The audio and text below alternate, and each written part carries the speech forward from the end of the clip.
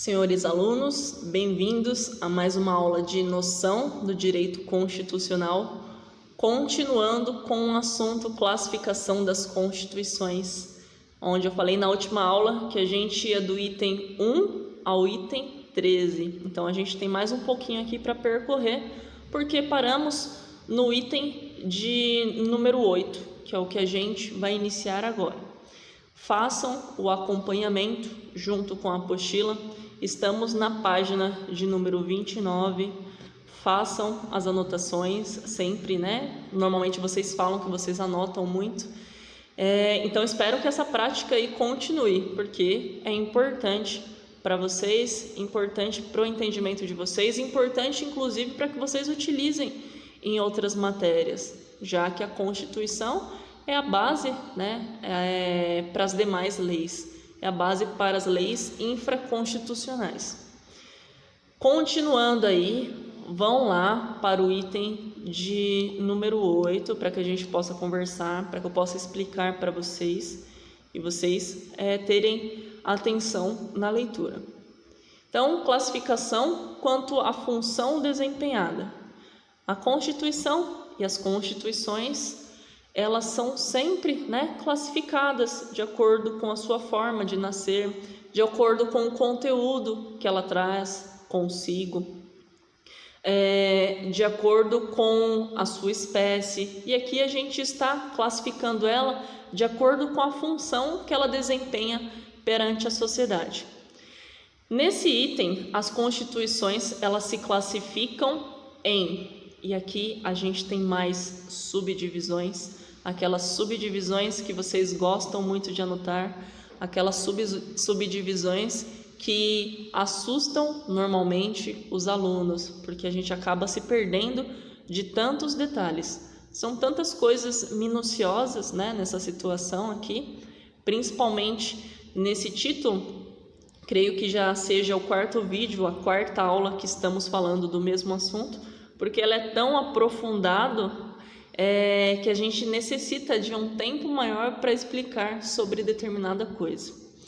Então, quanto à sua função a ser desempenhada, se dividiu lá no item A. O item A diz assim para nós: Constituição-lei. A Constituição-lei é aquela em que a Constituição tem status de lei ordinária, sendo, portanto, inviável os documentos rígidos. Seu papel é de diretriz, não vinculando o legislador. Será que a nossa Constituição de 1988 está classificada como uma Constituição-lei? Por aquilo que vocês já aprenderam. É uma Constituição que não vincula o legislador, tá? É uma Constituição que tem o papel meramente de encaminhar, de diretriz das outras coisas? Será que sim ou será que não? Vamos ver as outras classificações antes, da gente conseguir responder a essa pergunta. O item B é a Constituição fundamento. A Constituição não é só fundamento de todas as atividades do Estado, mas também da vida social. A liberdade do legislador é de apenas dar efetividade às normas constitucionais. Constituição quadro ou Constituição moldura.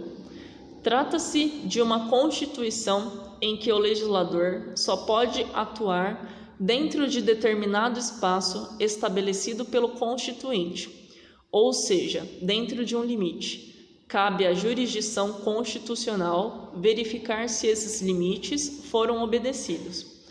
Então, aqui, embora tenha se dividido em mais 3 itens, esse item de número 8, os conteúdos, e os conceitos para cada coisa são bem curtinhos. Então, tudo está relacionado à função que ela desempenha. Na função que ela desempenha, na Constituição-lei, ela não vincula o legislador nesse caso, tá? Então, são características, partes minuciosas e detalhadas, que se você vai lembrar de determinada palavra, você vai saber de qual item e de qual classificação estamos falando. A outra Constituição, que é a Constituição fundamento. ela fundamenta as atividades do Estado e também da vida social. Será que é isso que a nossa Constituição de 88 ela traz para a gente? Ela traz um caráter do Estado, ela traz também algumas coisas, alguns assuntos relacionados à vida social. E, nesse caso, o legislador, ele tem o trabalho apenas de efetivar aquilo que a Constituição Fundamento traz, certo?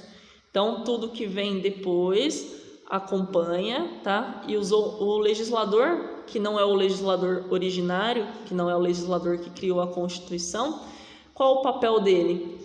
Aqui, nesse caso, é dar efetividade às normas constitucionais. Na Constituição-Lei, ele não precisava dar efetividade nenhuma, tá? Ele nem era vinculado à Constituição-Lei. Constituição quadro, tá? É uma Constituição que o legislador só pode atuar dentro de determinado espaço. Então, o legislador, aqui nesse caso, ele tem um limite e cabe à jurisdição constitucional verificar se esses limites foram obedecidos. Então, uma Constituição aí que prende bastante, né, o legislador. Embora a Constituição Fundamento ela tenha também determinada limitação, mas não é uma limitação total, igual a gente tem aqui na Constituição Moldura ou na Constituição Quadro, né? Dentro de determinada norma, a Constituição ela te dá uma base. A partir dali, o legislador ele é livre para ele criar as outras leis. Aqui não, ela falou que é isso e isso que o legislador tem que fazer, certo? O legislador tem que obedecer fielmente a essa Constituição Quadro, a essa Constituição Moldura. Então, pelo que a gente entende aqui, a nossa atual Constituição, ela se enquadra aqui na Constituição Fundamento, nesse item B, porque o legislador ele tem certa liberdade, tá? Desde que ele respeite os princípios e os preceitos constitucionais. A partir daí ele pode legislar sem problema algum. E a nossa Constituição também ela traz esse caráter aí de atividade do Estado e também essas características para a vida social. Número 9, classificação quanto à finalidade da Constituição. As Constituições podem ser classificadas quanto à sua finalidade, em garantia dirigente ou balanço. E aqui, como sempre, ela vai se dividir em itens, certo? E o item de letra A é da seguinte fundamentação e conceito. Temos a Constituição Garantia. Essa Constituição, o seu principal objetivo é proteger as liberdades públicas contra a arbitrariedade do Estado. Essa arbitrariedade é a forma impositiva do Estado, tá? Evitando-se aí um possível abuso de poder, uma forma de o Estado atuar sem lei, tá? Que defina os seus atos. Ele é arbitrário, ele mesmo cria suas regras, ele não obedece nada. Correspondente ao primeiro período de surgimento dos direitos humanos. Direitos de primeira geração, ou seja, direitos civis e políticos. A partir do final do século XVIII, as constituições garantia são também chamadas de negativas, uma vez que essas constituições buscam limitar a ação estatal. Elas impõem a omissão ou negativa de atuação do Estado, protegendo os indivíduos contra a ingerência abusiva dos poderes públicos. Item B. Constituição dirigente. É aquela que traça diretrizes que devem nortear a ação estatal, prevendo para isso as chamadas normas programáticas.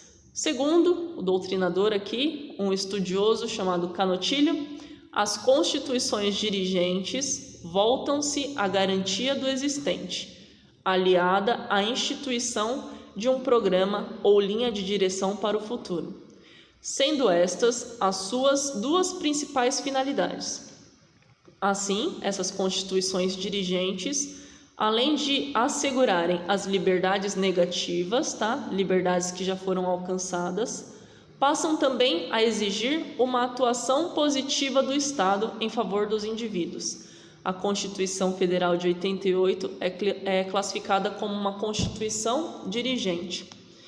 Então, às vezes, se você não sabe, mais uma vez aí como dica, determinado termo relacionado à área jurídica, então imagina aí o que um dirigente de futebol faz, um dirigente de um time, de um clube de futebol faz, tá? Como o próprio nome já diz, é a forma de guiar, né? A forma de dirigir determinada coisa. Aqui, a nossa Constituição de 88 é classificada como dirigente. Além de dela trazer para nós esses direitos negativos, o que são isso? Os direitos que a gente já conquistou, antes mesmo dessa Constituição de 88 nascer, ela traz, além desses direitos, mais garantias e mais direitos, tá? Se adequando aí ao caráter social e às necessidades da sociedade. Item 3 ou item C, tá? Finalizando só essa parte aqui do item B, essas constituições surgem mais recentemente no constitucionalismo do século XX, juntamente com os direitos fundamentais de segunda geração, direitos econômicos, direitos sociais e culturais. Os direitos de segunda geração, em regra, exigem do Estado prestações sociais como saúde, educação, trabalho, previdência social e alguns outros direitos. Agora sim, o item C, item 3, Constituição Balanço. É aquela que visa reger o ordenamento jurídico do Estado durante um certo tempo, nela estabelecido. Transcorrido esse prazo, é elaborada uma nova Constituição ou seu texto é adaptado. É uma Constituição típica de regimes socialistas, podendo ser exemplificadas pelas Constituições de 1924, 1936 e 1977, Constituições da União Soviética. Também chamadas de Constituições Registro, essas Constituições descrevem e registram o estado da sociedade em um dado momento. A gente tem o item 10 agora, que é o próximo, certo? Então aqui já colocamos para vocês que nossa Constituição é a Constituição dirigente e não a balanço, certo? A balanço, para vocês colocarem como característica, aí escreverem, coloquem como um caráter aí temporário, tá? Ela não é definitiva, então ela é utilizada de certa forma dentro daquele determinado período. Passando esse determinado período, então o legislador ele decide, vamos aí adequar essa Constituição à atual sociedade que temos hoje, ou a gente vai esquecer essa Constituição e vai criar uma outra totalmente nova. Então, é uma Constituição aí que tem um prazo de validade, uma Constituição aí com um prazo determinado para que ela passe a não mais valer ou para que ela passe a ser ajustada para a atual sociedade existente, para as necessidades sociais existentes, tá bom? Item de número 10, a gente tem a classificação quanto ao conteúdo ideológico. O que isso quer dizer? A ideia que a Constituição traz. Qual a ideia de conteúdo que ela traz para a gente, para a nossa sociedade? E essa classificação ela foi proposta por André Ramos Tavares e busca identificar qual é o conteúdo ideológico que inspirou a elaboração do texto constitucional. Então, essa classificação aqui ela é mais fácil de entender, tá? Que é quanto à ideia de Constituição. Ela traz como ideia a liberdade principal, ela traz como ideia a igualdade entre as pessoas. O que a nossa Constituição ela pode trazer para nós?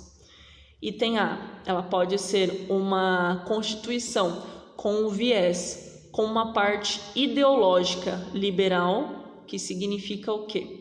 São constituições que buscam limitar a atuação do poder estatal, assegurando as liberdades negativas aos indivíduos. Podem ser identificadas com as constituições garantia sobre as quais a gente já viu aí numa classificação anterior. A gente tem a ideologia, tá? Constituição com uma ideia socialista, tá? Social, nesse caso.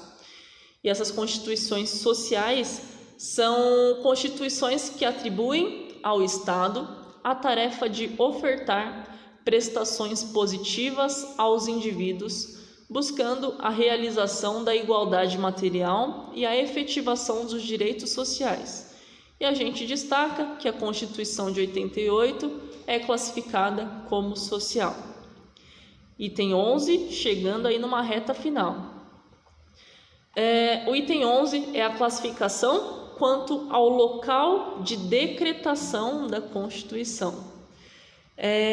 Elas podem ser classificadas em dois tipos.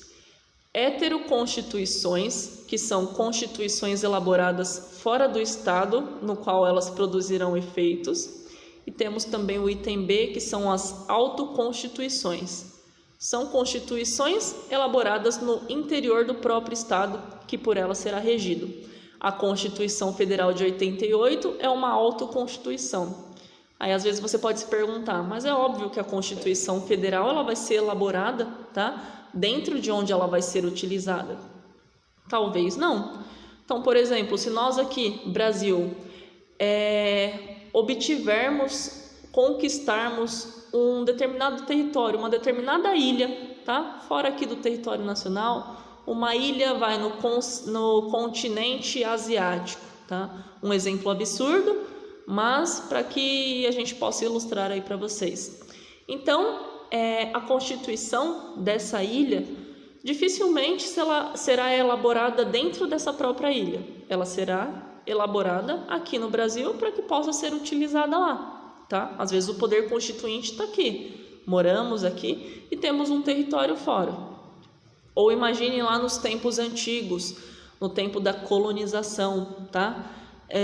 Brasil era colônia de Portugal. Então, o rei, se ele estivesse lá em Portugal, ele iria elaborar uma constituição para o Brasil. Então, ele iria elaborar uma constituição em Portugal para ser utilizada aqui dentro do nosso território, tá? Então, nem sempre a Constituição é elaborada onde ela vai ser utilizada. A nossa Constituição foi elaborada no Brasil mesmo, tá? Então, a nossa é a autoconstituição. Penúltima classificação aí, creio que seja a penúltima antes do resumão.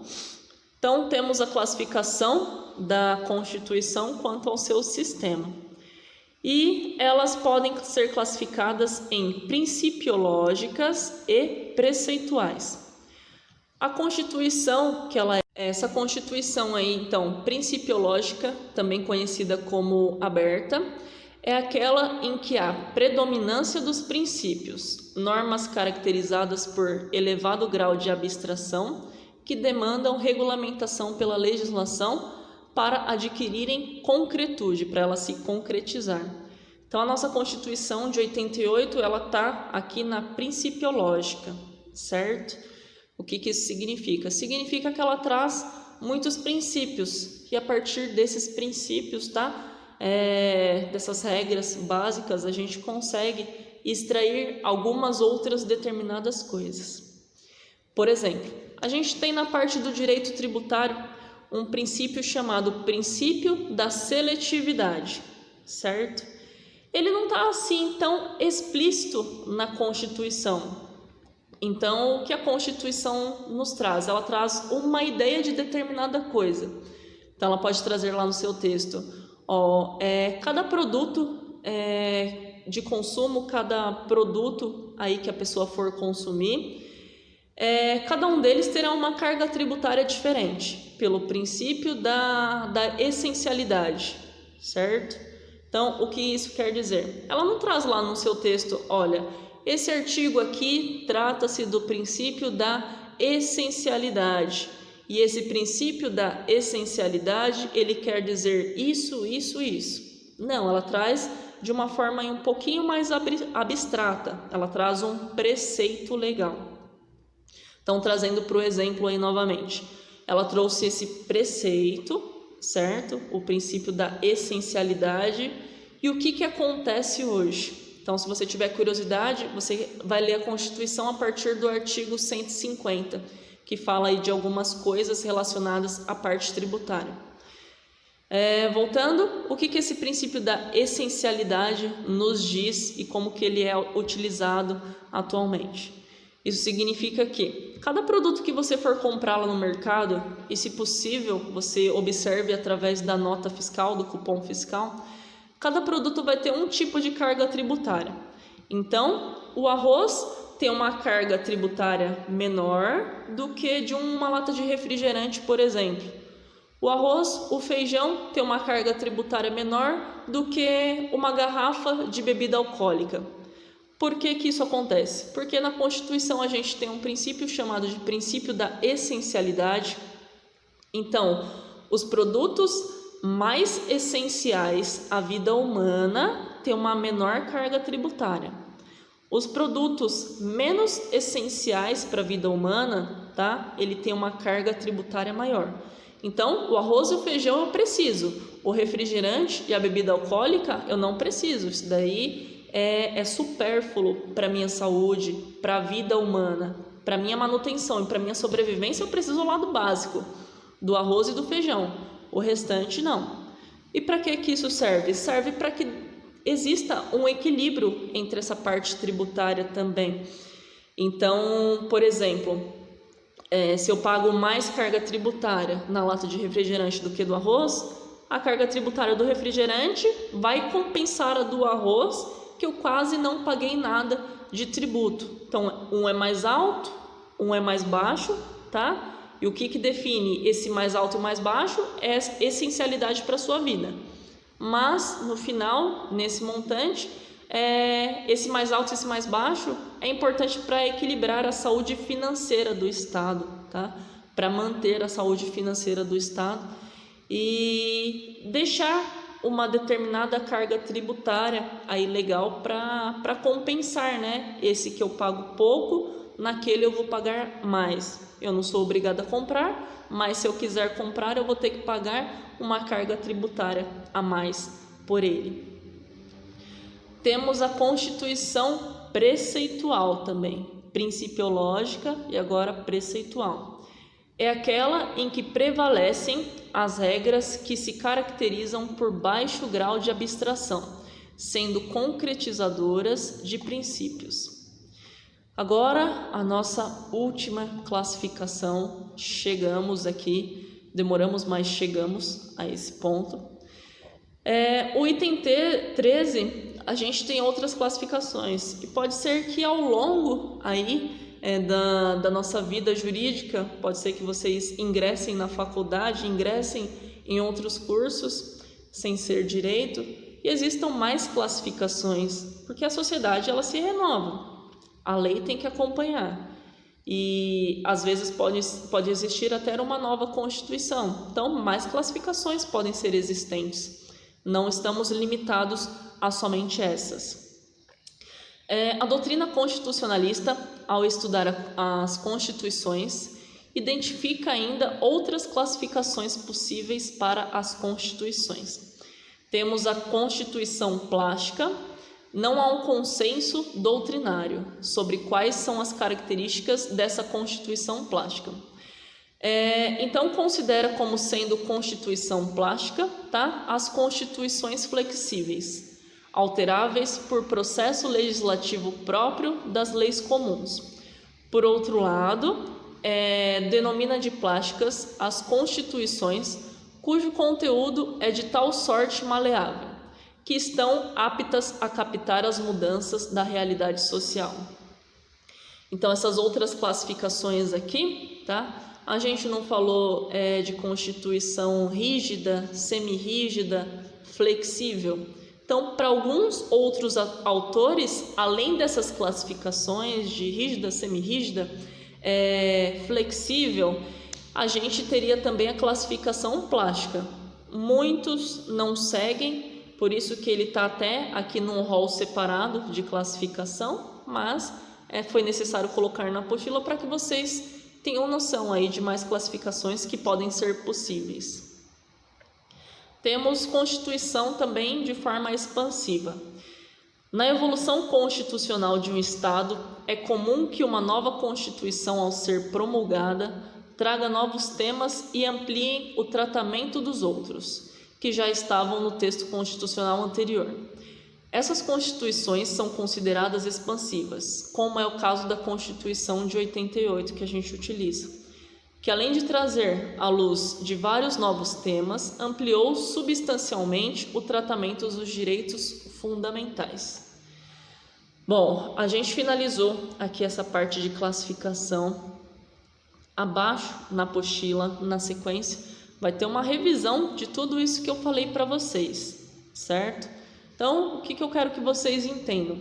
Que a nossa Constituição, aí para que ela seja criada, para que ela nasça, ela precisa obedecer algumas classificações, a gente precisa ter um rumo. Então, por exemplo, imagine eu, legislador constituinte, quero começar uma nova Constituição. De qual ponto eu vou partir? Eu vou partir para uma Constituição que ela seja, que ela não seja formal, que ela seja falada, que ela seja escrita, que ela seja ortodoxa. O que eu vou fazer com essa Constituição? Qual o meu ideal de Constituição? Isso tudo varia, claro, de acordo com aquilo que aquele político, que aquele constituinte, legislador constituinte acredita em ser melhor para o Estado. Então, se for um legislador mais conservador, ele vai para um lado de Constituição. Se for um constituinte, um legislador constituinte mais moderno, ele vai por outro caminho. Então, pode-se ser criada uma nova classificação. Mas, por enquanto, hoje, o que temos são essas, e a nossa Constituição aí está enquadrada dentro dessa classificação em cada ponto que eu falei para vocês. Vou finalizar aqui o vídeo. Ficou aí um pouquinho extenso, Tentei falar devagar. Alguns pontos eu falei um pouquinho mais rápido, então me desculpe. Mas o vídeo traz essa facilidade para você. Vai e volta no vídeo quantas vezes forem necessárias. Eu aguardo vocês aí com as perguntas, com as dúvidas. Mais uma vez, se cuidem, mais uma vez, anotem, façam aí o caderno de vocês o seu melhor amigo. E eu aguardo todos vocês. Um beijo mais uma vez a todos. Até a próxima aula.